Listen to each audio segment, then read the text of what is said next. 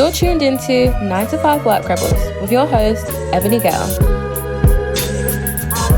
Hello, everybody, and welcome to the Gems in Comms series special brought to you by 9 to 5 Work Rebels podcast in association with Hanson Search, the award-winning international exec search consultancy. I am Ebony Gale, your host, and today I am very pleased to be speaking with Ronke Lawal, who is the founder of Ariatu PR, and she works with clients in a range of industries, from business to consumer, ranging from lifestyles, consumer goods, and creative enterprise sector as well. So welcome, Ronke. Thank you for joining me. Thank you, Ebony. Thank you. I really appreciate the invitation to be on this podcast. No problem. It's a pleasure to have you. So I'm going to dive straight in with some of our questions. It's all very conversational. And the reason that we're doing this podcast essentially is to give people of colour in the industry their flowers, but also their voice to share their experiences in the industry. So,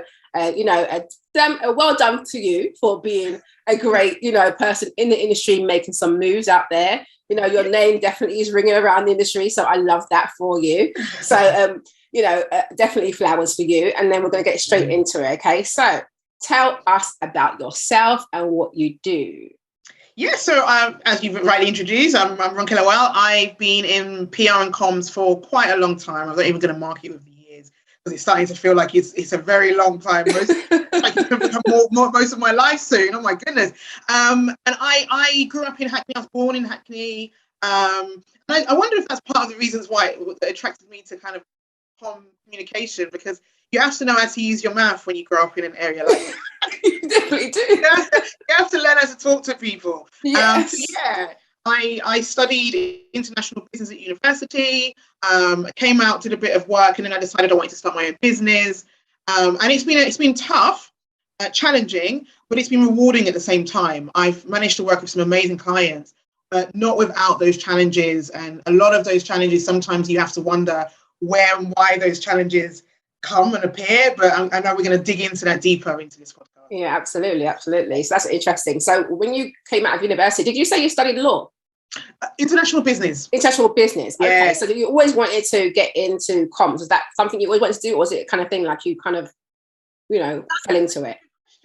I've always been attracted to communicating with people in some way. And I wanted to so I had two branches that I was thinking of. Advertising really attracted me. Yes, same here.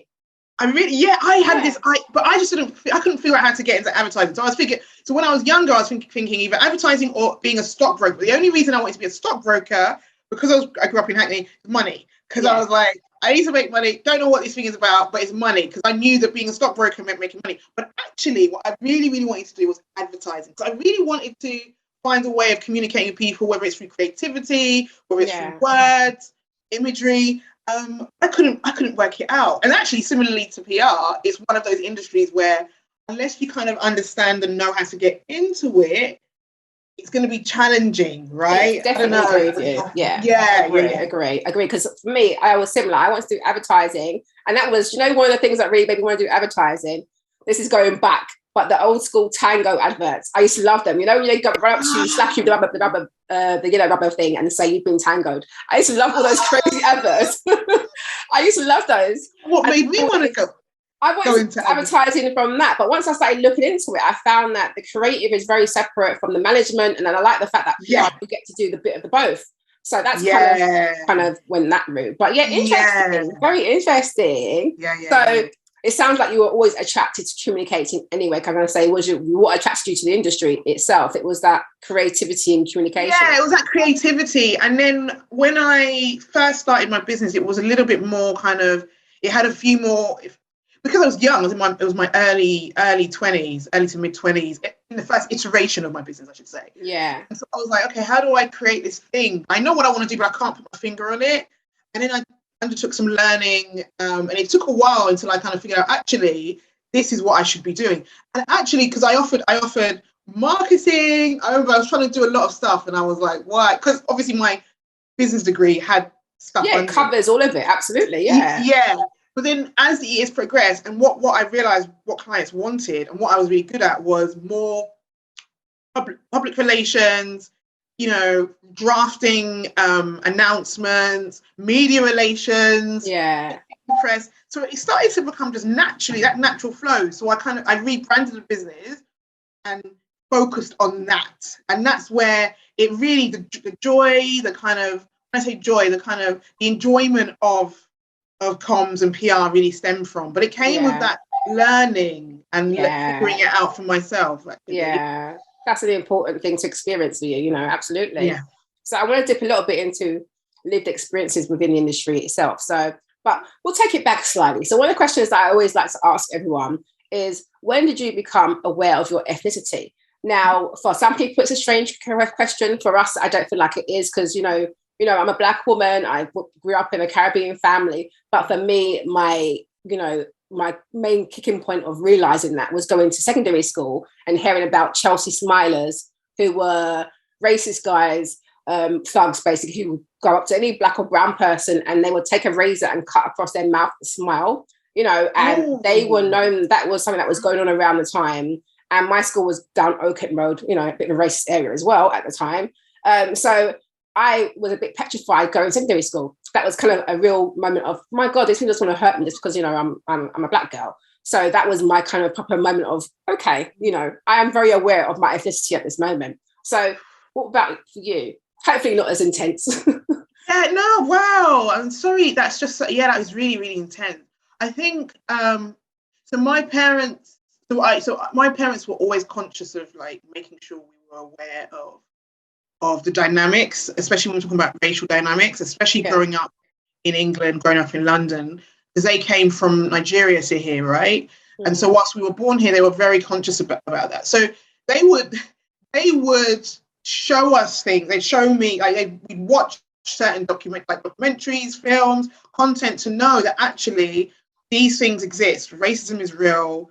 This is what white supremacy looks like. They used a different language back then, obviously. They didn't necessarily call it white supremacy, but they showed us so that we knew, not to try and traumatize us, but to prepare education, right? Yeah, from a very young age. And so going out, one of the things though, even as a child, I remember visiting a friend's, at the time, a young white friend's house, and her parents, her father, just treating being just different. And I don't like to link my Blackness to trauma. So I don't like to say I realized that I was different but it was because of his reaction to having his his white daughter bring home a Black friend. It was just really viscerally just why have you brought this person? And I mustn't have been more than 8 or something. It was just ridiculous. Well, you felt the energy, even though, we knew about it and we kind of understood. When you're a child, you realize, oh yeah, it is real. What mommy and daddy are saying, it is this thing of difference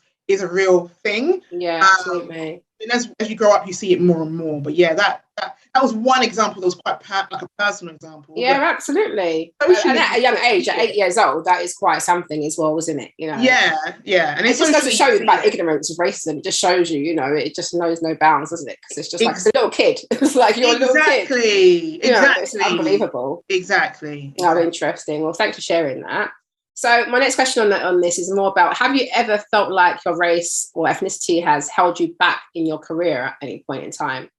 So it's a weird one. I struggle with this question because it's on the one hand, I've done really, really well, and I'm so proud of my Blackness, and I'm unashamedly, and my business is centered and rooted in being Black, and majority. I work with majority of Black clients or clients who are intentional about ensuring that there is that Blackness is at their core, the messaging or whatever it could be. The campaign has to have something which celebrates diversity in some way, but it has to be intentional, not just for point scoring. Yeah. However, I'm very much aware, and I've experienced it multiple times, that not only have I been probably undervalued, I've probably been disrespected. Not probably, I have been disrespected. Yeah. I've been undermined many times. And it's one of those things, and as you mentioned earlier, the thing about racism is it's so weird because it's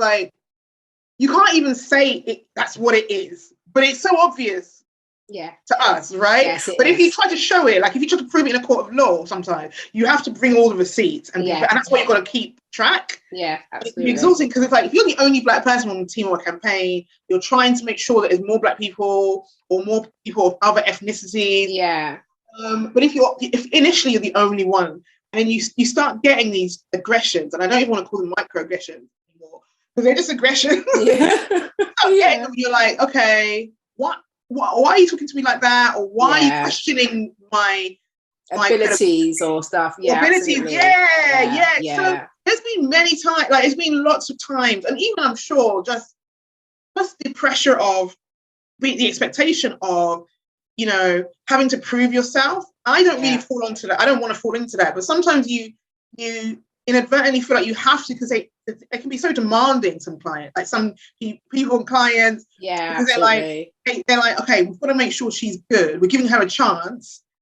But it's like, well, you're not giving me a chance. I've qualified. You're qualified, exactly. So it's spinning that around, isn't it? Because otherwise you feel like you're forever trying to impress people. And it's like, well, no, we have to stop doing this thing where we feel like we have to do so much to get, and just to get a pat on the head to say, oh, okay, she can do it. Well done. But that's it. That's it. You've nailed it. And that could be exhausting. And I think that's one of the most draining things about being in our industry. Yeah. The campaigns I've had to work on is that. Even when I don't realize I'm doing it, sometimes it happens because you're like, and then I wake up and I'm like, why did I do that? Like I'm qualified for this, but absolutely. It's that, but I understand it. I completely get it. No, I understand that. Well, thank you for doing that as well. So we have, it sounds like, I said, have you actually experienced racism in the actual workplace, and how was it handled? Ooh, not directly. So I don't think it's directly, but I've had to deal with certain things where I've had to kind of double down or like escalate things where it's like, I don't like the tone of this. Even, I know it's going to sound, but even the tone of an email. Yeah. Like I've had situations where tone of an email or how I was being spoken to in a meeting. Right. Where I've had to I've done the thing of like, okay, I'm gonna write my own email now. Yeah. I can write, but when I write, it gets the other person or parties like a bit like, oh gosh, yes, you know, didn't mean to, whatever effect. But it's never been direct that I can remember. But you know what, as well, Ebony, sometimes with dealing with anti-Black racism specifically, what we sometimes do is to protect ourselves and to wake up every day, I might have buried some memories. So it could have happened, and I'm just now to survive. Yeah, I'm very just, true. Buried. It's very true. You just got to keep going every day to day, don't you? Because you hold on to it, or it will just weigh you down. Honestly. So I get it. And it depends on the issue, because I've had racism at work. I remember working for, I used to work in the press office for the General Medical Council. So, and obviously they regulate doctors. So I worked on quite a lot of high profile cases around that. But I remember getting a call, and we used to have to deal with calls from the media, as well as like sometimes doctors would call us. And we had a very posh doctor that called me. I was helping him with something. And then, you know, he wanted to thank me. He was like, oh, what's your name? So I said, my name's Ebony. What? Are you coloured? Was what I got down the phone. It was like, I said, no, I'm actually Black. I find colour quite offensive. And you can see like my manager was sitting opposite me, kind of looks at me and was thinking, well, what am I saying to this person? But came off of that call and spoke to her after this. She was like, oh no, that's just not on, you know, I can't believe that. Yeah. But you could just tell he was one of them old school posh doctors, lived somewhere, you know, very, very nice and well to do. And the reason why he said, am I coloured, was because he said his words afterwards was, you're so well spoken. Oh Lord, see? Oh yeah. Yeah, exactly. Yeah. Wow. Yeah. I know. It's just shocking. And I was younger then as well. So I don't feel like I was as equipped, but at the same time, I pushed back on it anyway. I was just like, well, I'm not coloured, you know, I don't turn pink, blue, and orange. I'm a Black person, you know, so it was just like, oh my gosh, it was just like, wow. So yeah, no, but, and it's interesting because I've had some different answers from different people, and it's interesting how it's handled in the workplace, because not everyone knows how to handle it. Back then, it was just more of a, okay, you've answered him, and we'll just leave it that, rather than maybe we need to look at educating our doctors. But, you know. And that's another thing. That's a really good point. It's we having to handle that and deal with it, and even just realizing, okay, what's going to be the repercussions, not only for myself but for the person, because often it tends to be like, well, it's all sorted out, let's bury it, and they're not doing. What I found is, especially when I've dealt with aggression, so I'm not going to call them microaggressions, racist aggressions. Aggressions, yeah. I feel like internally these people or clients are not doing the work they say they're doing. They say, because visually it looks like, so maybe by hiring a PR, PR like me, it looks like, or going to conferences, and it looks like, but actually they're not doing enough to address it intentionally. And Absolutely. Then we end up with situations. Then we end up with situations like that. You're quite right. I feel like a lot of the industry can be focused on optics and not enough on, the I say all the time. Nuts and bolts. So yeah, I completely agree with you on that one. So back on this same sort of issue, was there ever a time where you feel like you've had to speak up about something around racism, or a time when you've had to sort of either speak up somebody else or self-advocate? Because you seem like you will self-advocate. Yeah. There's been times on client campaigns, when I've had to kind of really self-advocate, and just be, so we talk about the pushing back, but also just having those kind of I'm not trying to educate. The thing is, there's enough books out there, enough anti-racism books out there. I'm not going to educate, and I'm not getting paid enough to train or teach. Yeah, so I'll either speak up and I'll address it. And sometimes, you've got to play it like, not strategically, but you've got to be like wise, because it's not always safe. So I'm always mindful of this thing of like people saying they're allies and stuff, and like support, saying they're going to support us and stuff.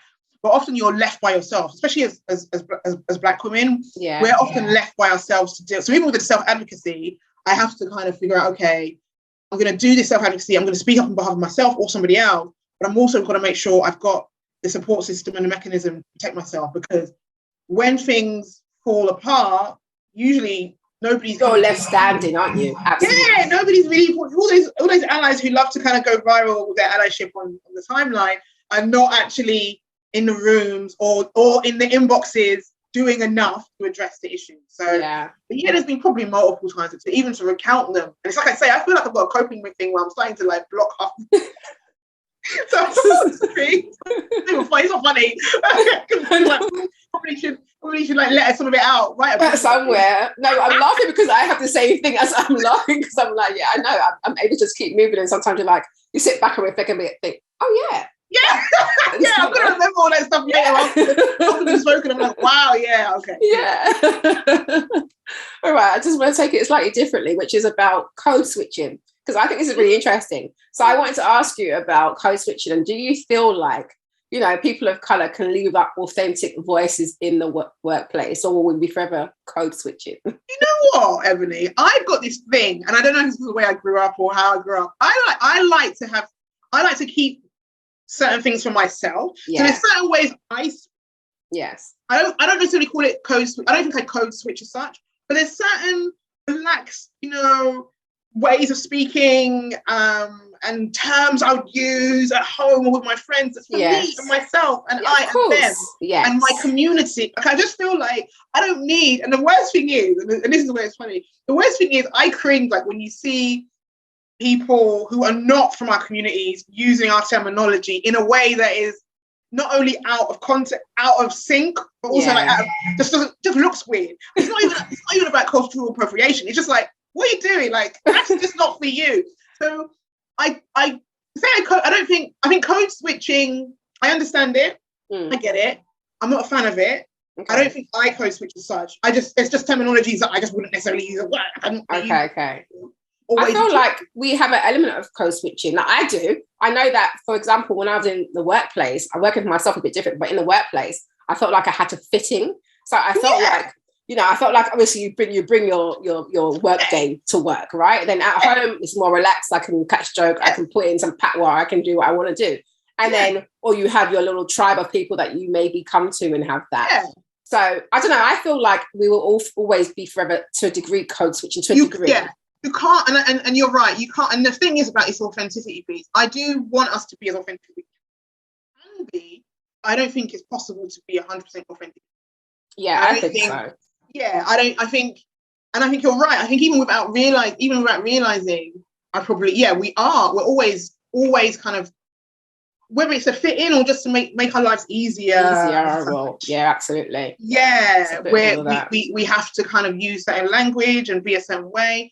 But I do want us to try and it's difficult because on the one hand, I'm saying you want to keep some stuff to yourself. You do. But that authenticity piece, is it possible? I don't know. I don't even know if it's even safe to be authentic. That's what I was going to say. Is it safe? I mean, I don't think it's necessarily possible to be completely authentic. Because I was talking to somebody else and they were saying that no, because actually you don't always want, you want to have just a professional self there, and you want to keep a bit of yourself back sometimes. So, you know, I think there's a bit of a medium to be had, a little balance to get there, I think. But yeah, interesting. So, and we touched on, well, we know that the industry obviously is definitely majority white. Mm-hmm. So my question was, you know, was there a particular point in time when you became aware of the color bias in the PR and comms industry? Always. That you always picked up on? Yeah.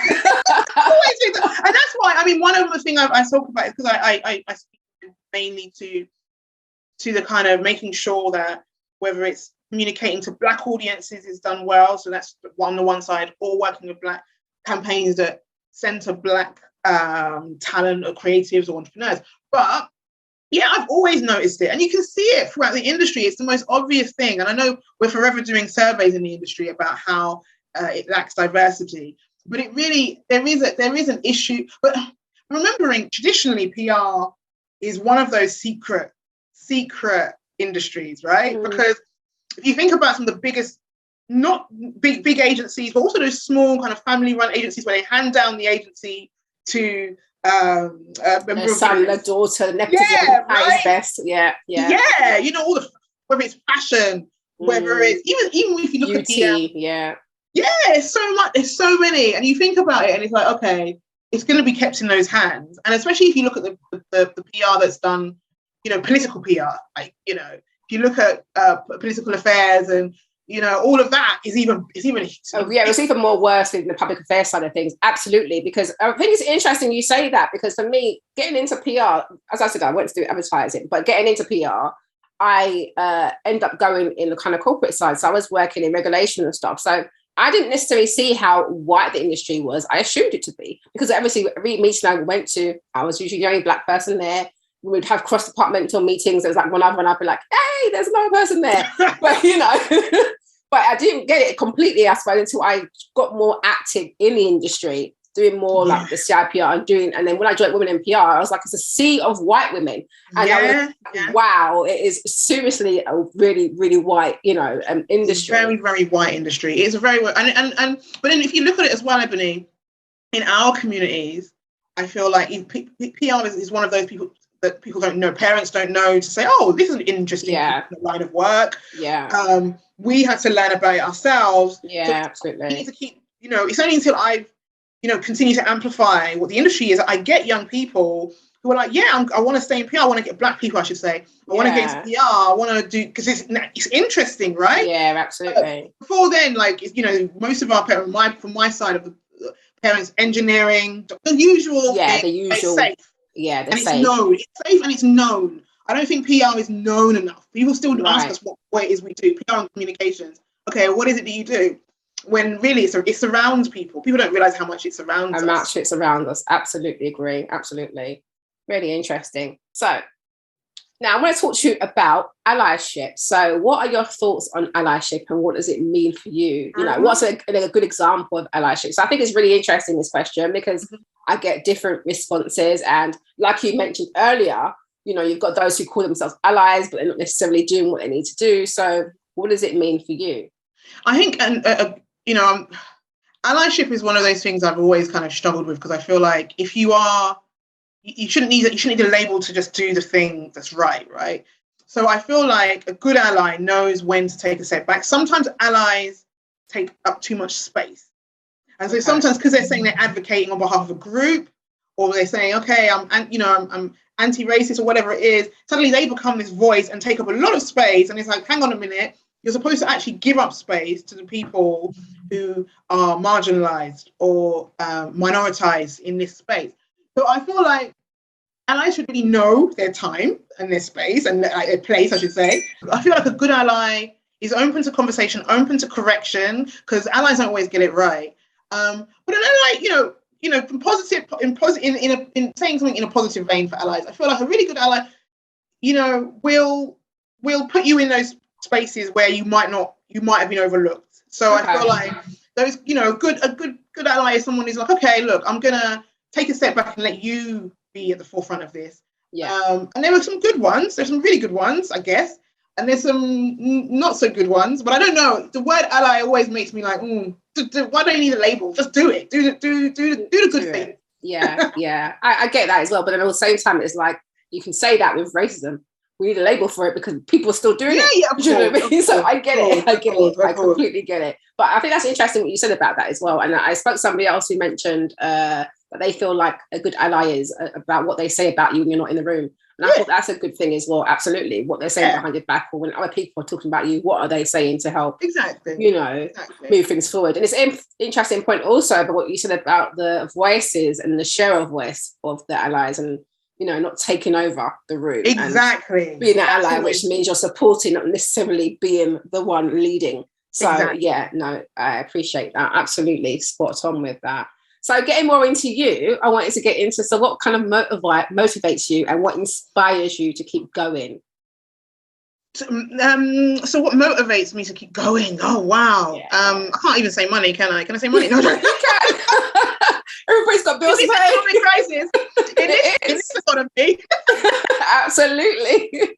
No, you know what? Actually, amplify, you know, using the skills I have, the gifts I have, to amplify some really good stories. Nothing fills me with more joy than seeing, if we move away from the media relations side, even just, you know, when you're working on any kind of piece of content, or, you know, comms content, so whether it's an announcement, a release, a statement, I should say, or we're working on something where a client just needs to be guided through something in their statement.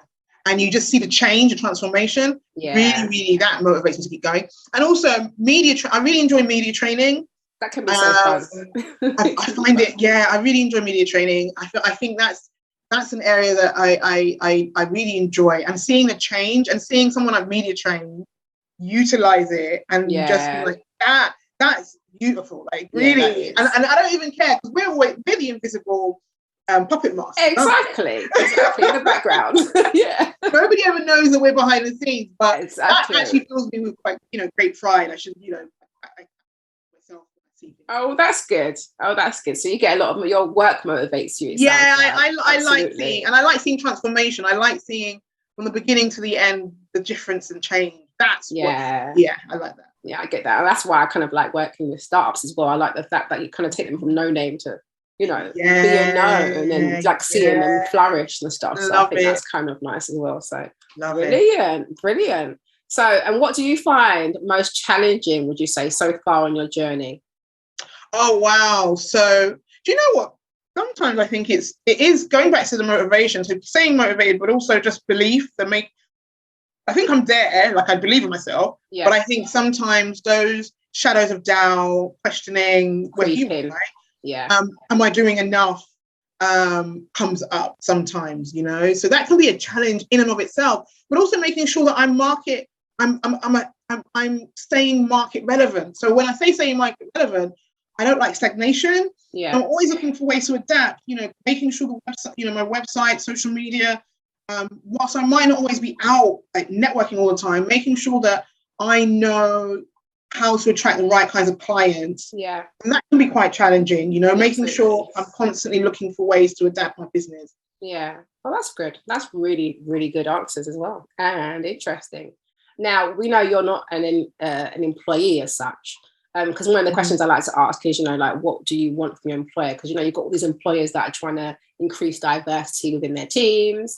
So has someone on the outside looking in, you know, what would your thoughts be about what employers should be doing maybe to attract more diverse audiences? I think so it's interesting. We don't want it to just be optics. I think it really comes down to tone.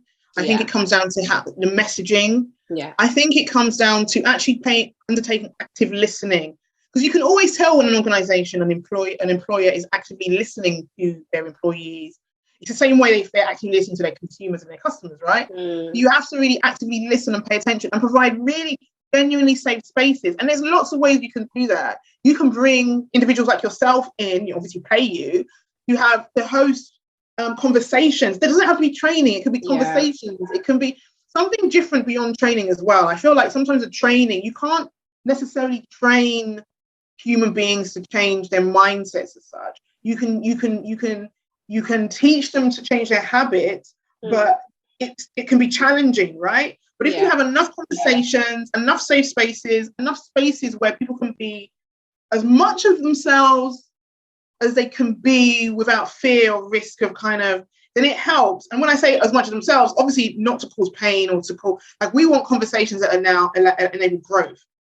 So yeah, that's what employers really need to be looking at, how they address that tangibly, not just do things that they think look good, actually do things that will look good based on active listening to their employees. Absolutely agree with you on that. Completely agree. Absolutely. So leading on from that and what you mentioned about, what you want from an employer, what they should be doing for the employees, essentially, what do you think makes a good working environment? And what does, a real diverse, I say inclusive, equitable workforce look like? Oh, well, two good questions.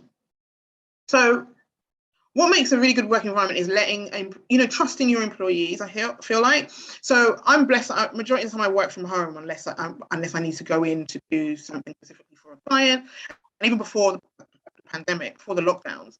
And I read a piece about a number of Black women who didn't want to go back into the office because they didn't want to have to deal with, the macro aggressions, the aggressions as I call them. Yeah. And I feel like employers need to start to understand that there's a reason, and obviously there's also the other side of it. You can still get those aggressions via Zoom calls, via emails, via telephone calls. We absolutely.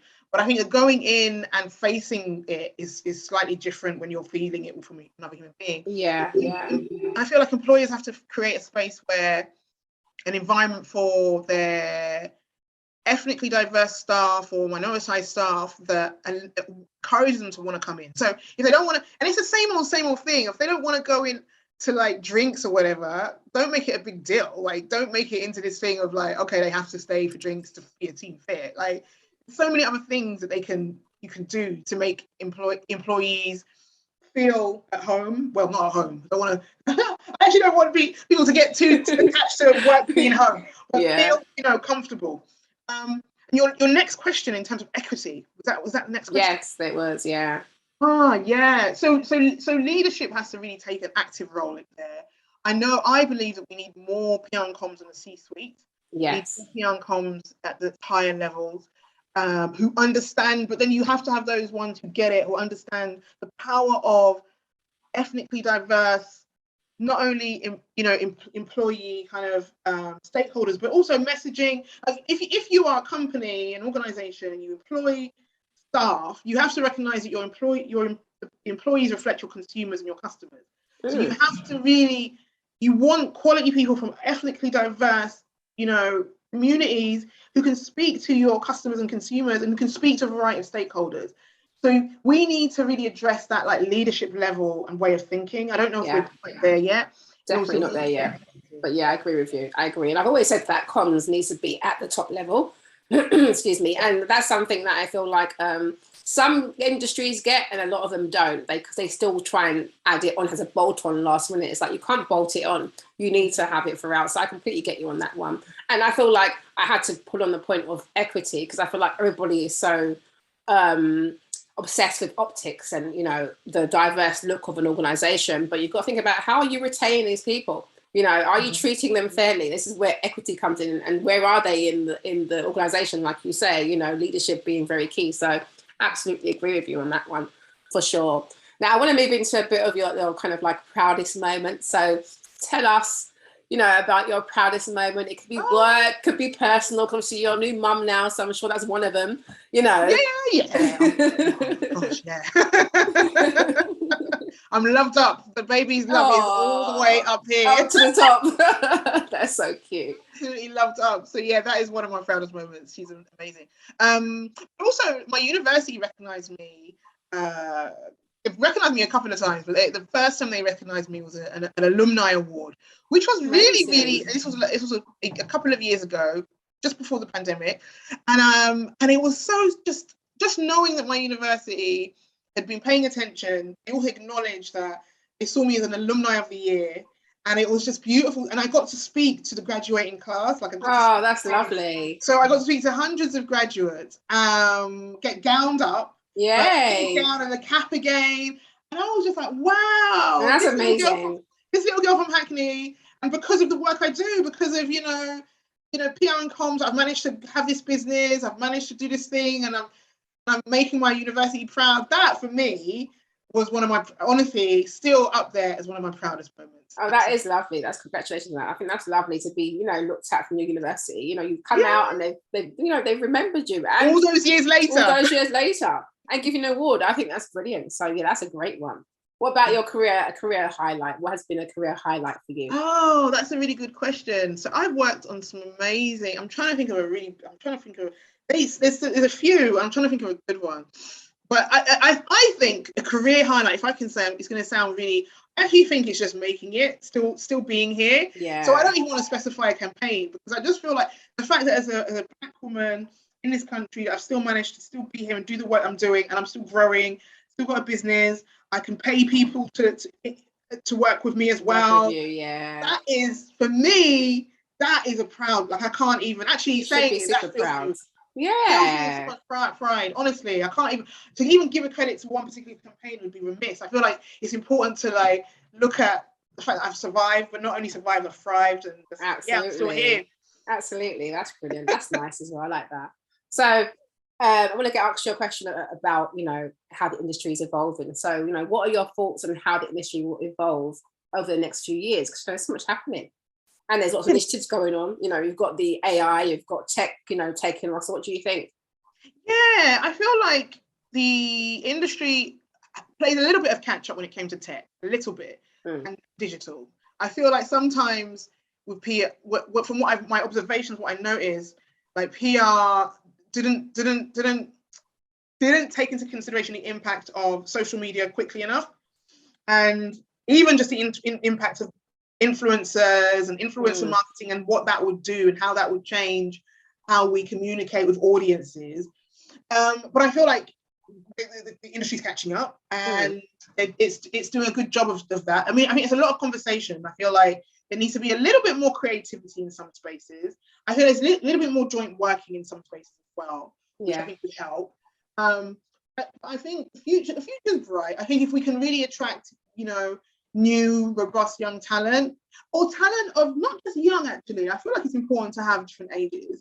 I feel like talent, yes. Career change as well. I actually feel like career changes. I feel like there's a lot of amazingly talented people from ethnically diverse backgrounds and communities who, if they wanted to do a career change, would really make an impact in PR. And I think our industry could look into that. Yeah. I don't know how. But I think it's important that's the future. I feel that's the future. Looking at career changes possibly, as well as the younger demographic career changes. And then tech and digital. I think there's a lot of conversations to be had in terms of how we also can ensure the trust and reputation, because we see the impact of trust and reputation all the time in our industry, but how trust and reputation can be handled using all of these things and how we can use them within our industry. Yeah, very good. Okay, I think that's a good point you mentioned about the age, though, because I feel like PR is definitely seen as a very young audience, and I feel like people of older ages have a lot to give and offer. So, great points there. And so another one I want to ask you is about, key lessons. So what would you say are some key lessons you've learned throughout your career? And what advice would you give to young people of colour considering enter the industry? Key lessons, I think I kind of wish I'd used my voice sooner. When I say my voice, just being more bold. It comes with confidence and time. Bolder, be a bit more confident in what I have to offer sooner. And I think in terms of advice for young people, networking. So networking across, networking up, down, vertically, whatever it is, horizontally, whatever. I feel like it's really important to network, but you don't have to network physically if you can't. You can network online, follow key industry leaders like yourself on socials. I think people underestimate this. Some really great advice and content. And I think young people or any graduate or anybody who's coming into the industry can network with some really senior people without even having met them. They can even be mentored by them without even meeting them. Do you know what I mean? Just follow some of them on LinkedIn. You follow them for long enough, if they're active, you can get some really good, advice and guidance. But networking always works. And I'm surprised that that's not one of the things that universities encourage more, because networking is actually really powerful. And that's one of the things, as we know in our industry, shapes relationship. Oh, it does, definitely does in our industry, doesn't it? It's all about relationships. So absolutely spot on there as well. So that's great. And I want to just get on to the last couple of ones, which is more around mindset, because I think it's so important. So I would like to ask you how you deal with the internal mindset war, how you manage self-limiting beliefs and, just essentially keeping it moving forward. Honestly, it was, when I first started, it was some, books. I'm trying to remember the names, some of the really good books. There's a really good book called The Invitation. There's some great content, some really, even books like, I'm trying to think of the leadership book, the seven, I forget the name of it, not seven pillars of leadership, but there's one that's 7 traits of, 7 traits of a good leader. Those kind of books helped as a foundation. And then content, making sure that I'm consuming the right kinds of content. And I'm a believer, so God always, I center a lot of my work with God as my foundation. Absolutely. So God and prayer, but also that silence, having silent moments of, before I didn't even know mindfulness was a thing, having silent moments of just, I won't even call it meditation, but just silence, sitting in silence. And also being aware of who I surround myself with. That helps to shift my mindset, because if I feel like people are consuming, I like taking, because we as especially as independent consultants, as PR professionals, people are demanding so much. It feels like we're being stretched like an octopus. It's just like everybody wants, and people rarely ask about ourselves. So I'm always conscious of who I spend my time with, and that helps to shift and shape my mindset, and helps to keep me grounded. So knowing, keep me grounded and balanced. It can be challenging though sometimes, even to this day. Yeah, I agree with you, definitely. It's just about having those practices to keep yourself going. Yeah, absolutely. So looking back over your journey, would you do it all over again? That's a really good question. I love that question. Oh my God. Would I do it? Because of where it's led me to this day, I believe that everything happens for a reason. I know it's an age-old. That's my favorite. I do believe that. But it really does. So as much as there was some really, really hard and challenging times where money was tight, where my self-belief was on the floor, where, you just realize where clients treat you like absolute garbage, even though you've done the best you can do for them. Even despite all that, I think looking at where I am now, I don't know if I had changed it, God knows where I'd have been there now. So I feel like it's probably for the best that I had to go through what I went through. Unfortunately, those bad things had to happen. But look where you are now.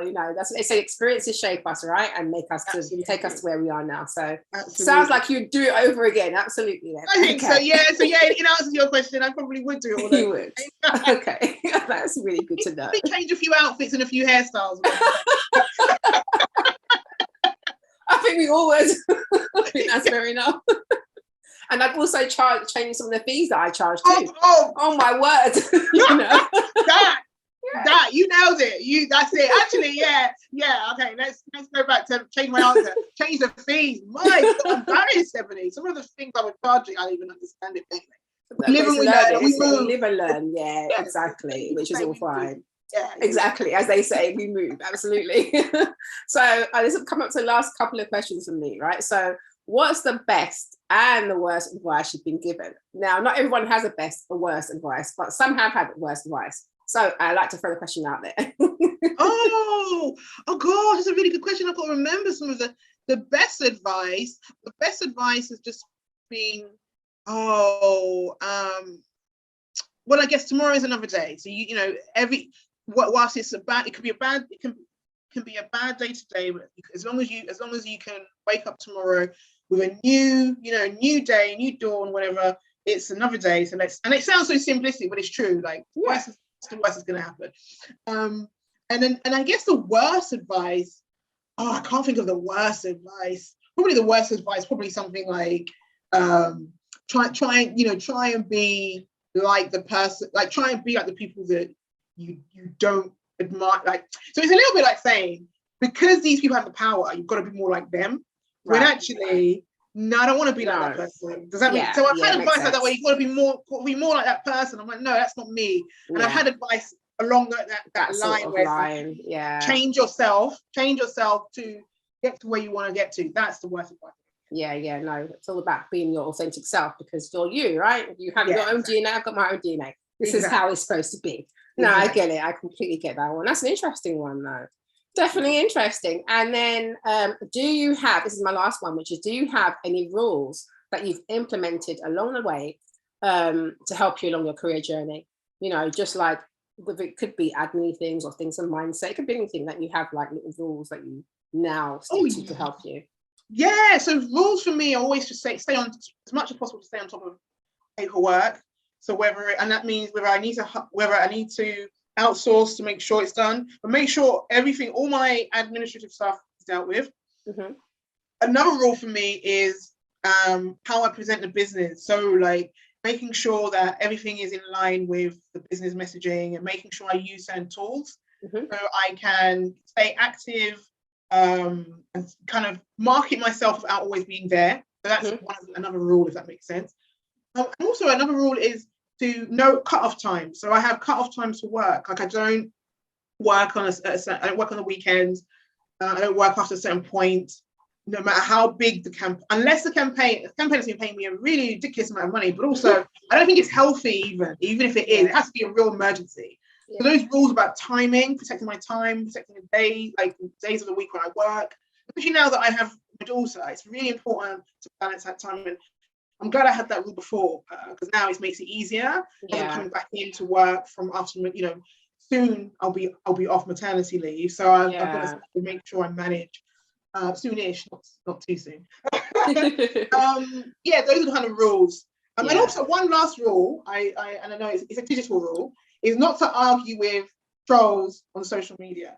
I don't argue with trolls on social. That for my mental health, I might get them, I might have people, that's fine. But for me, I don't argue with trolls on social media, because it actually works, because it helps with my mental health. It works just like everything. Now that's good though. That is a good one, because there are times where where I posted things and someone's come and said something. It's usually when I'm posting about racism or something, and those are the ones that come at, and I just think, breathe, block, okay? Because you have to just remove them, otherwise you'll just be going back and forth.